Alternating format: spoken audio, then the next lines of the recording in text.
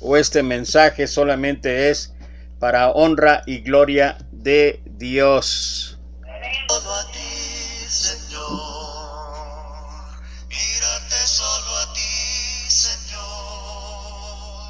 mírate solo a ti, Señor, y no mirar atrás, seguir tu caminar, Señor, seguir sin desmayar, Señor, mostrarme ante tu altar, Señor, y no mirar atrás, seguirte solo a ti, Señor, seguirte solo a ti, Señor, seguirte solo a ti, Señor, y no mirar atrás, seguir tu caminar, Señor, seguir sin desmayar, Señor, postrarme ante tu altar, Señor, y no mirar atrás, servirte solo a ti, Señor, servirte solo a ti, Señor, servirte solo a ti, Señor, y no mirar atrás, seguir tu caminar, Señor, seguir sin desmayar, Señor, postrarme ante tu altar, Señor, y no mirar atrás, amarte solo a ti, Señor, amarte solo a ti, Señor, amarte solo a ti, Señor, y no mirar atrás, seguir tu caminar, Señor, seguir sin desmayar, Señor,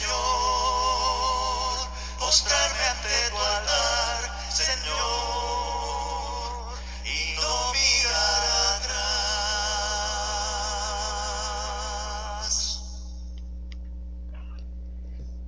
Amar, servir, seguir al Señor y no mirar atrás.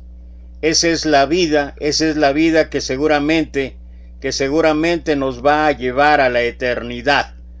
Y cuando lo hacemos de esa manera, lo hacemos pensando y confiando en que Dios se agrada de este sacrificio, entonces puede ocurrir lo que sea.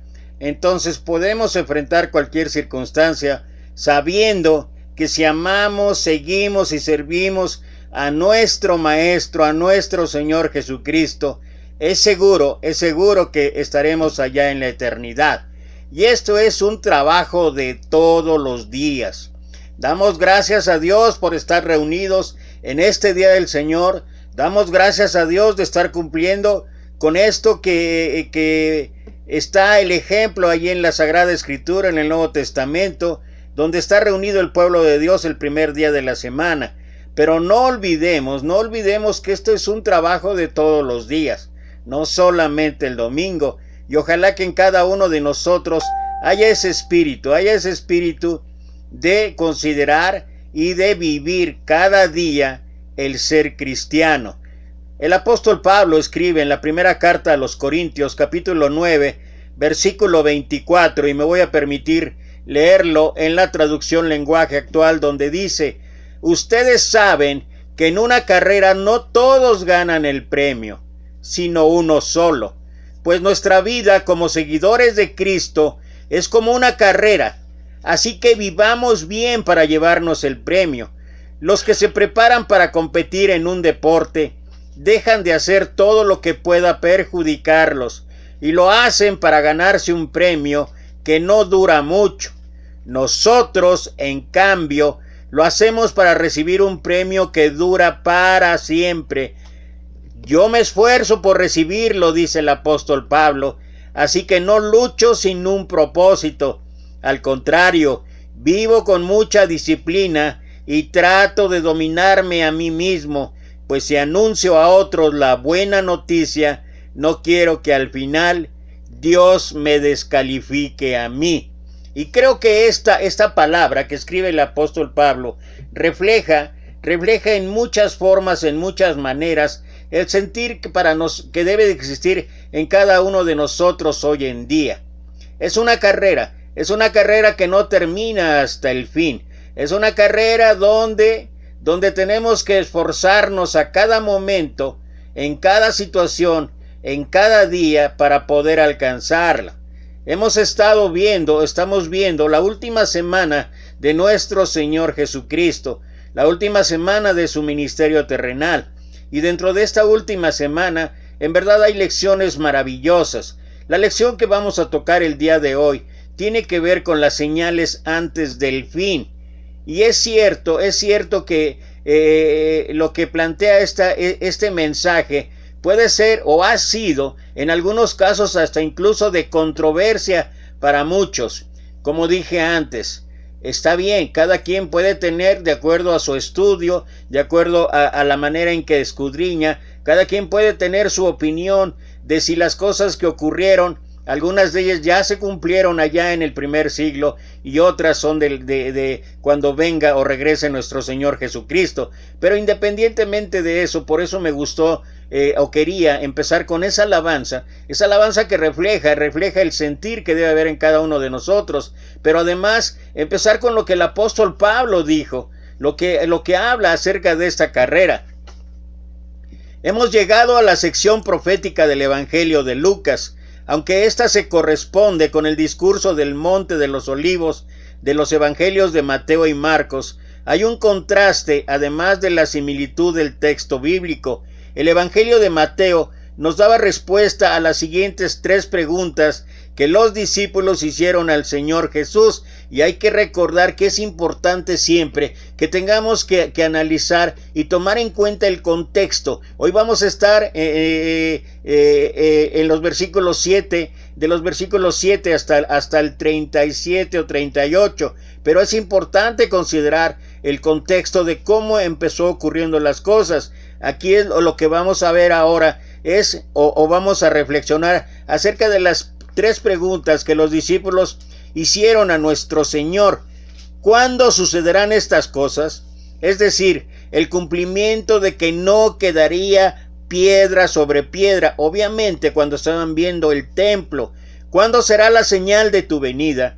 Y tercera, ¿cuál será la señal del fin del mundo? Esta es una pregunta que extensamente más contesta o que más describe el Evangelio de Mateo en el capítulo 24. En este capítulo 21 de Lucas, Jesús respondió a la primera pregunta. Lucas se ocupó de uno de los aspectos más prácticos de la profecía y no quedó ningún misterio ni especulación acerca de su significado, porque la mayor parte de este relato de Lucas ya no es profecía, sino historia. Se cumplió en el año 70 del primer siglo. Después de todo, la profecía es el molde en el cual se vierte la historia. El capítulo comienza con Jesús observando cómo la gente entregaba su dinero en el templo y destacando su elogio a la actitud de la viuda pobre, el cual ya tocamos en un mensaje anterior. Después de la ofrenda de la viuda, ¿cómo respondió Jesús a la pregunta ¿cuándo sucederán estas cosas? Cuando el Señor declaró que la viuda pobre contribuyó con su ofrenda más que todos los ricos, los discípulos dijeron: mira el templo, con sus riquezas y las valiosas piedras de su construcción. Aquella riqueza era impresionante, pero su magnificencia pronto desaparecería, convertida en cascotes y piedras sueltas y caídas.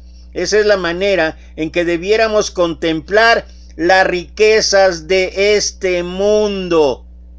No son eternas, son pasajeras. Y creo que esto es una enseñanza, es un principio que cada uno deberíamos de tener, específicamente ahorita en estos tiempos en que estamos siendo azotados por esa terrible plaga. esa terrible plaga, ese terrible virus llamado coronavirus, y que ha ocasionado un sinfín de situaciones y circunstancias difíciles, no solamente aquí en nuestro país, sino en todo el mundo. Y esto nos obliga a reconsiderar estos tiempos de pandemia, estos tiempos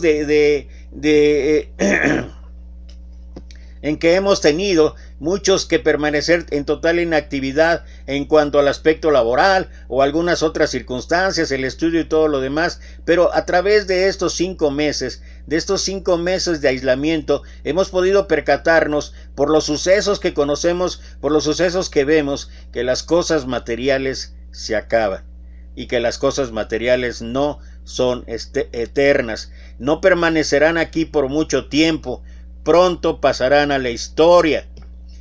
El versículo 7 dice, le preguntaron diciendo, Maestro, ¿cuándo ocurrirá esto? ¿Y qué señal habrá cuando estas cosas estén por suceder?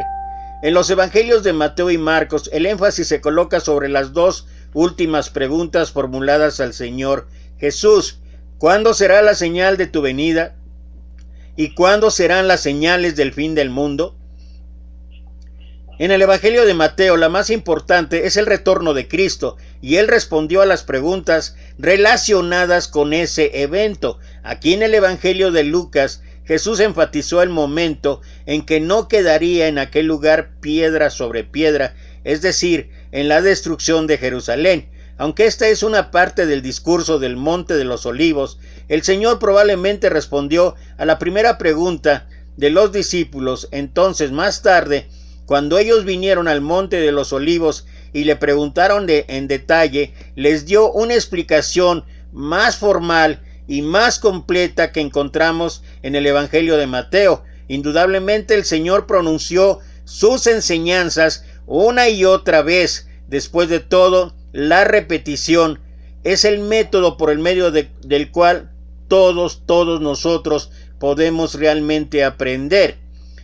El versículo 8 dice, él entonces dijo, mirad que no seáis engañados, porque vendrán muchos en mi nombre diciendo, yo soy el Cristo, y el tiempo está cerca, pero no les sigáis. Las características de los tiempos consistirían en la aparición de cristos falsos, que también son rasgos distintivos. O sea, si bien es cierto que esto ocurrió allá en el primer siglo y que muchas de las cosas que narra el Señor o que habla o que el Señor profetizó en cuanto a la caída de Jerusalén y todo lo que tenía que ver con el antiguo pacto, es cierto también que muchas de esas cosas son principios de enseñanza para mostrarnos que esas cosas todavía pueden estar ocurriendo hoy en día. Y de épocas anteriores, desde que Cristo estuvo en la tierra, en su tiempo ya hubo falsos mesías, y en la actualidad hay quienes alegan poseer poderes sobrenaturales. Además, vivimos en una época en la que abundan una enorme cantidad de sectas y religiones. Y después, versículos 9 y 10 dice, cuando oigáis de guerras y de revueltas, no os alarméis, porque es necesario que estas cosas acontezcan primero, pero el fin no será inmediatamente. Entonces añadió, se levantará nación contra nación y reino contra reino. Otra característica de la época son las guerras, que se intensificarán hacia el final del período, aunque el pacifismo que está extendiendo la palabra de Dios dice en 1 Tesalonicenses 5:3, cuando la gente diga todo está en paz y tranquilo, vendrá de repente sobre ellos la destrucción, como vienen los dolores de parto a la mujer encinta, y no podrán escapar. Esta es precisamente la situación en que nos encontramos. Las guerras son, pues, un rasgo característico de la totalidad del periodo hasta que el Señor regrese. Pero esto no solamente es parte de cuando venga el fin, o cuando se acerque ya el fin, o la segunda venida de nuestro Señor Jesucristo. Fíjense cuántas cosas, de acuerdo a la sabiduría del Señor, habla y dice en cuanto a lo que escribió Pablo allá en Tesalonicenses, cuando la gente expresaba todo está en paz y tranquilo. Eso tiene mucho que ver con lo que Pablo ya específicamente, individualmente, habla a cada uno de nosotros, ahí en la primera carta de los Corintios, capítulo 10, versículo 12, donde dice, así que el que piense estar firme, mire que no caiga. No podemos descuidarnos, no podemos tomar las cosas a la ligera, no podemos pensar, y voy a reiterar otra vez, no podemos pensar, y para aquellos es el día hoy del Señor, y gloria a Dios por ello, y aquellos que se puedan reunir en el edificio, gloria a Dios, aquellos que no nos reunimos, aquellos que estamos siguiendo las medidas precautorias y que nos mantenemos en casa, también gloria a Dios. Pero hay que recordar, y es importante, es esencial considerar que no solamente somos cristianos de domingo, que no solamente el día de adoración es cuando debemos estar juntos. La iglesia en el primer siglo comenzó estando todos juntos en casa día a día. Y creo que esta es una advertencia para cada uno de nosotros. Ojalá que la segunda venida del Señor se dé en día domingo, porque si no se da en día domingo, o en el primer día de la semana, yo no sé qué va a pasar con algunos de nosotros que distraída o descuidadamente, voluntaria o involuntaria, consciente o inconscientemente, en la semana hay ocasiones en que tal vez nos olvidamos completamente de Dios. El versículo 11 dice, habrá grandes terremotos y en diferentes lugares hambres y enfermedades, y habrá terror y grandes señales del cielo. Esta será otra característica de la época, que probablemente también se intensificará hacia los tiempos finales. Versículos 12 al 15, pero antes de todas estas cosas os echarán mano, os perseguirán, os entregarán a las sinagogas y a las cárceles, y seréis llevado ante reyes y ante gobernadores por causa de mi nombre. Pero esto os será ocasión para dar testimonio de mí. Proponeos en vuestros corazones no pensar antes cómo habréis de responder en nuestra defensa, porque yo os daré palabra y sabiduría, la cual no podrán resistir ni contradecir todos los que se opongan. Y mira la sabiduría del maestro. Él mismo estableció cuando mandó a aquellos discípulos para proclamar las buenas nuevas y que les dijo, esto está allá en Mateo capítulo 10, donde les dijo, no se preocupen por lo que han de hablar o decir, porque en su momento les será dado por el Espíritu de Dios. Y Pablo por eso después habla en segunda carta a Timoteo capítulo 4 versículo 1 y 2 específicamente, estoy parafraseando, donde dice y habla que nuestra obligación, nuestro compromiso, entre otras cosas, es predicar, es proclamar las buenas nuevas a tiempo y fuera de tiempo, en todo momento, en todo lugar, bajo cualquier circunstancia, bajo cualquier situación. Aún ahorita en la pandemia, con la cuestión de que tenemos que estar aislados o que tenemos que estar en cuarentena, tenemos grandes oportunidades para seguir predicando. Predicamos a través de nuestro ejemplo, predicamos a través de ser ordenados, predicamos a través de utilizar los medios, las herramientas que Dios ha provisto. No es una casualidad, no es una cosa nada más de pensar que las redes sociales o de pensar que los medios de comunicación tecnológicos que existen hoy en día solamente es para mal. También puede ser utilizado para bien, y es una de las formas, una de las maneras en que cada uno de nosotros, de acuerdo a su conocimiento, de acuerdo a sus recursos, de acuerdo a su disposición, de acuerdo a lo que establezca cada uno, pero uno puede tener la oportunidad de seguir predicando el Evangelio del Señor, las buenas nuevas, sobre todo ahorita en que mucha gente está requiriendo, está necesitando que se le hable de una esperanza que solamente está en Dios. En estos versículos el Señor estaba hablando a la nación de Israel, y todos estos detalles se aplican específicamente a los judíos. En el Evangelio de Juan capítulo 15, versículo 18 y 19, el Señor dijo, si el mundo os odia, sabed que a mí me odió primero.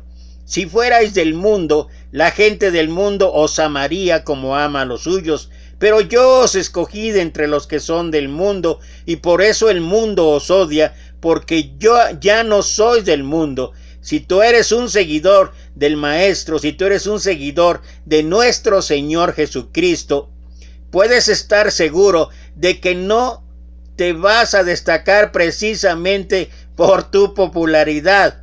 Los versículos 16 al 19, recuerda que estamos en Lucas capítulo 21. Seréis entregados aún por vuestros padres, hermanos, parientes y amigos, y matarán a algunos de vosotros, seréis odiados por todos por causa de mi nombre, pero ni un cabello de vuestra cabeza perecerá. Con vuestra paciencia ganaréis vuestras vidas. Y algo similar podemos ver que está ocurriendo también hoy en día. La persecución que experimentarían los primeros discípulos era precursora de la que los discípulos futuros experimentarán al final de los tiempos. Estos versículos podrían aplicarse a algunas enseñanzas acerca de los judíos citados en el Apocalipsis, que estarán específicamente protegidos durante el periodo de la gran tribulación. Los sufrimientos de los judíos serán mucho mayores en ese periodo que los que han experimentado durante la Segunda Guerra Mundial en los campos de concentración. Los versículos 18 y 19 han confundido a algunos. Parece que aquí Jesús se refería a la salvación en el sentido de entrar al reino con vida.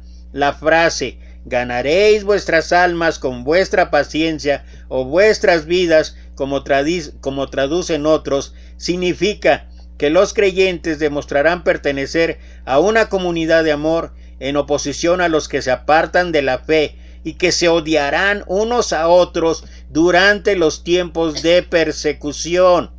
Como vemos en Mateo capítulo 24, versículo 10, los que se salven serán aquellos que sean preservados por el soberano poder de Dios. Por eso el versículo 20 dice: cuando veáis a Jerusalén rodeada de ejércitos, sabed entonces que su destrucción ha llegado. Recordemos que los discípulos le habían preguntado al Señor: ¿cuándo sucederán estas cosas? Es decir, el tiempo en que no quedaría una piedra sobre otra, lo cual ocurrió cuando el general romano Tito sitió a Jerusalén en el año 70. Creo que 40 años más tarde, muchos de aquellos que oyeron estas palabras, al contemplar las fortificaciones en los muros de Jerusalén y al ver los estándares romanos desplegados, habrán recordado lo que Jesús predijo en esta ocasión. Versículo 21. Entonces, los que estén en Judea huyan a los montes, y los que estén en medio de ella váyanse, y los que estén en los campos no entren en ella. Ellos tendrían que hacer entonces lo mismo de los que vivan en un futuro, en el periodo de la gran tribulación, salir de Jerusalén lo antes posible. El gran historiador judío Josefo nos relata el horrible sitio de Jerusalén durante el prolongado bloqueo de la ciudad. Las madres devoraban a sus propios hijos, la gente murió en enormes cantidades y los muertos fueron arrojados por las murallas. Aquellos que se quedaron murieron de hambre o fueron vendidos como esclavos. El Señor estaba dibujando un cuadro en miniatura de lo que sucedería en los últimos días. Algunos sostienen que aquello ya se cumplió en el año 70 y nunca podría ocurrir por segunda vez. El Señor dijo que ocurriría y sucedió una vez, y dijo que volvería a ocurrir. Versículos 22 al 24. Porque estos días son días de castigo, para que se cumplan todas las cosas que están escritas.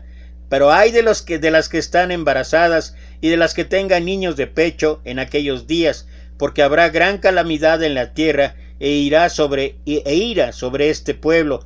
Caerán a filo de espada y serán llevados cautivos a todas las naciones, y Jerusalén será pisoteada por los paganos hasta que sus tiempos se cumplan. Los judíos fueron dispersados y Tito les convirtió en esclavos. Muchos de ellos edificaron el gran Coliseo de Roma. La ira y la aflicción cayeron sobre la nación de Israel desde el día en que Tito entró en la ciudad para conquistarla hace más de 1900 años.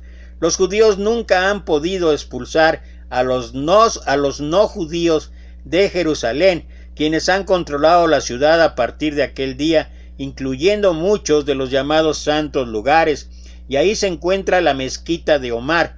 en el lugar donde estaba su templo, el Señor dijo que los no judíos ocuparían Jerusalén hasta que los tiempos permitidos a esas naciones se cumpliesen, y tales pueblos aún se encuentran en la ciudad. Resulta sorprendente comprobar la exactitud de las predicciones de la palabra de Dios. Versículo 25. Entonces habrá señales en el sol, en la luna y en las estrellas, y en la tierra angustia de las gentes, confundidas a causa del bramido del mar y de las olas. Estas palabras se refieren a los últimos días de la época, antes de que Cristo regrese a la tierra. Este será el estado de la humanidad en los últimos días. Versículo 26. Los hombres quedarán sin aliento por el temor y la expectación de las cosas que sobrevendrán en la tierra, porque las potencias de los cielos serán conmovidas. Hay algunos que citan este versículo y afirman que es una imagen de la actualidad. Tal vez, pero no creo que estemos viendo el cumplimiento de este versículo en la actualidad. Es cierto que las situaciones de crisis política y tensión social son motivo de gran preocupación en muchas naciones, y las alteraciones en el mundo de la naturaleza son abrumadoras, pero todo ello no hace más que confirmar que estos factores que hoy están presentes se agravarán todavía mucho más en el futuro. Versículo 27 dice: entonces verán al Hijo del Hombre, que vendrá en una nube con poder y gloria. Pero Cristo podría regresar en cualquier momento. Eso nadie lo sabe.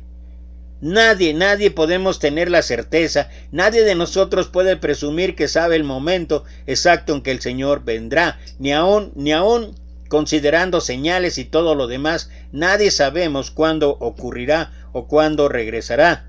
Los acontecimientos se suceden con mucha rapidez en el mundo actual, y la Iglesia, llamada en la Biblia el cuerpo espiritual de Cristo, formada por todos los creyentes, podría ser llevada de esta tierra como parte de estos eventos futuros. Versículo 28. Cuando estas cosas comiencen a suceder, animaos y levantad vuestra cabeza, porque vuestra redención y liberación está cerca. Estas cosas están estas cosas comenzando a suceder. No estamos en condiciones de saberlo, aunque si hay una opinión contraria, aunque hay quien sí piensa que es el tiempo o que está ya ocurriendo en este momento. Bueno, cada quien tiene la libertad de reflexionar, de tomar en cuenta las cosas como mejor le parezca. No estamos en condiciones de saberlo por carecer de una información interna de muchos de los factores que configuran en la escena internacional. Todo lo que podemos decir es que nuestra salvación y redención están más cerca hoy que cuando creímos en Jesucristo como nuestro Salvador y Señor. Sabemos que Él vendrá otra vez, y esto es realmente lo importante. Versículos 29 al 31. También les dijo una parábola: mirad la higuera y todos los árboles. Cuando veis que ya brotan sus hojas, sabéis por vosotros mismos que el verano está cerca. Así también vosotros, cuando veáis que suceden estas cosas, sabed que está cerca el reino de Dios. En la Biblia, la higuera representa a la nación de Israel, como puede verse en Jeremías capítulo 24, versículo 1 al 5, y también en Oseas capítulo 9, versículo 10, y añade el versículo 32 del libro de Lucas. De cierto os digo que no pasará esta generación hasta que todo esto acontezca. El cielo y la tierra pasarán, pero mis palabras no pasarán. Algunos creen que la frase esta generación podría referirse a la raza de Israel. De esta manera se afirmaría el carácter indestructible y la permanencia de ese pueblo en la historia. Pero aquí el énfasis parece recaer sobre la rapidez con la que suceden estos eventos, más que sobre el carácter permanente del pueblo de Israel. Otros piensan que Jesús estaba diciéndoles a los discípulos que su generación vería la destrucción del templo, teniendo en cuenta que en los versículos 5 al 7 la discusión trataba sobre la destrucción del templo.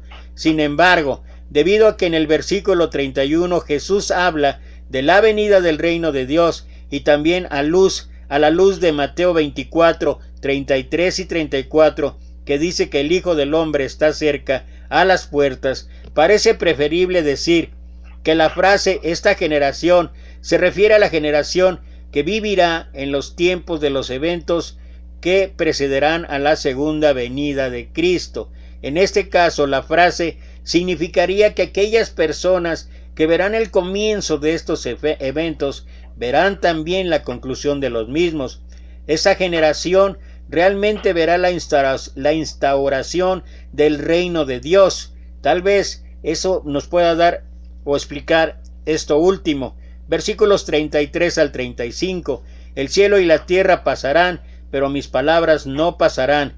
Mirad también por vosotros mismos, que vuestros corazones no se llenen de glotonería y de embriaguez y de las preocupaciones de esta vida, y venga de repente sobre vosotros aquel día, porque como una trampa vendrá sobre todos los que habitan sobre la faz de la tierra. Jesús exhortó a sus discípulos a que estuvieran listos en todo tiempo. Por eso fue que empecé de esa manera, que sus discípulos estuvieran listos en todo tiempo. Esa es la cuestión de la vida cristiana. Esos son los principios que debería existir en cada uno de nosotros. Estar listos siempre. Por eso recalco, por eso remarco que la vida cristiana no es solamente una vida de domingo, es una vida de cada día. Si alguno quiere venir en pos de mí, niéguese a sí mismo, tome su cruz cada día y sígame. Es lo que nuestro maestro habla en Lucas capítulo 9,